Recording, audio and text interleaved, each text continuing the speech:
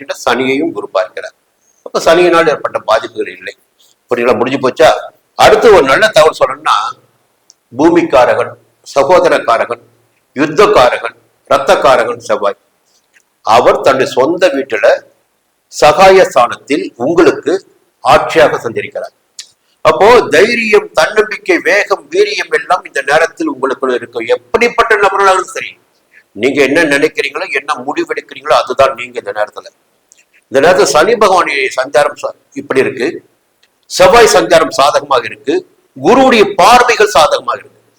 அதே நேரத்தில் சந்திரனுடைய சஞ்சாரம் திங்கட்கிழமை உங்க ஜென்ம ராசிக்குள்ள குழப்பத்திற்கு இடம் கொடுக்காமல் செயல்படுகின்ற போது உங்களுக்கு வெற்றி உண்டாகும்.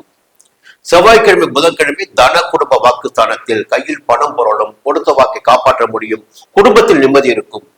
வியாழக்கிழமை, வெள்ளிக்கிழமை, சனிக்கிழமை காலை வரை உங்களுக்கு 3ஆம் இடமான சகாயஸ்தானத்தில் எடுக்கின்ற முயற்சிகள் எல்லாம் வெற்றியாகும்.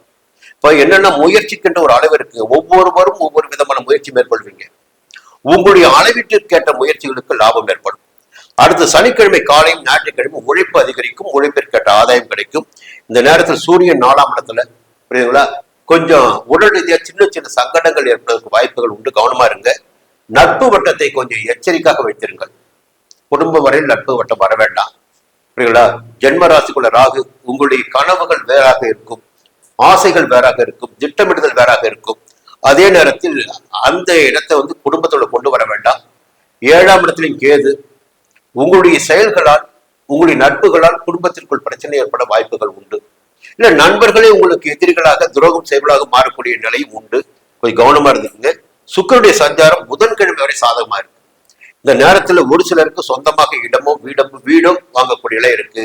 தைரியமாக செயல்படக்கூடிய வாரம். இந்த வாரம் உங்களுக்கு யோகமான வாரமே. மீண்டும் அடுத்த வாரம் சந்திக்கிறேன்.